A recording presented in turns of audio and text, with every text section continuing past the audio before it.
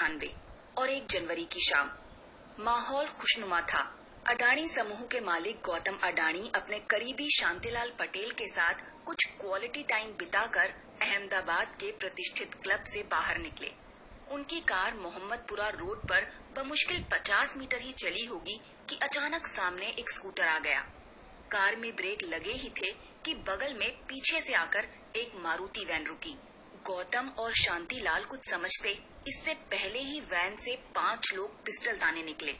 पांचों ने असलहों के बल पर अडानी और उनके साथी को खींचकर वैन में बैठा लिया। वैन फर्राटा भरती वहां से ओझल हो गई।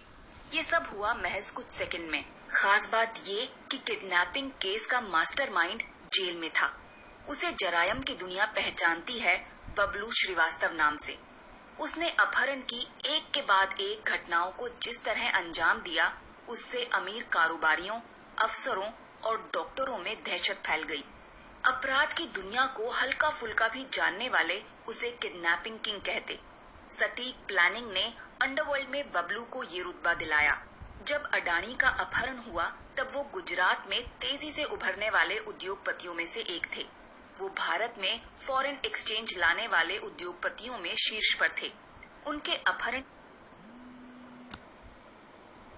की प्लानिंग की सटीकता का अंदाजा इसी बात से लगाया जा सकता है कि अपहरण करने वालों को ये तक पता था कि अडानी के क्लब में जाने और वहां से निकलने का समय क्या होगा, निकलने के बाद किधर जाएंगे।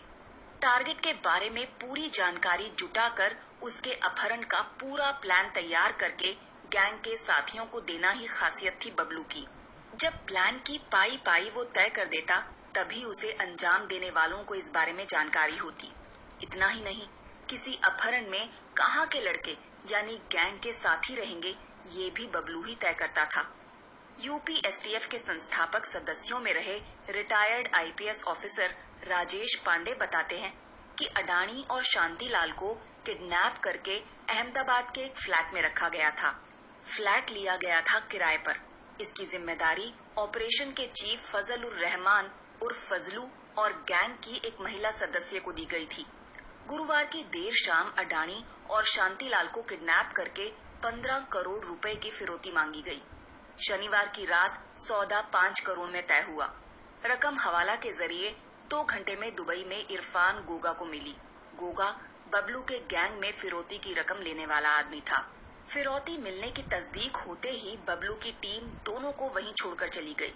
इधर बबलू के साथी निकले, उधर फ्लैट में गुजरात पुलिस ने रेड मार दी। इस मामले में अहमदाबाद के सरखेज थाने में एफआईआर दर्ज हुई। विवेचना में बबलू, फजलू और उसके साथियों के नाम आरोप पत्र में थे, लेकिन अडानी इस मामले में कभी ना तो गवाही देने गए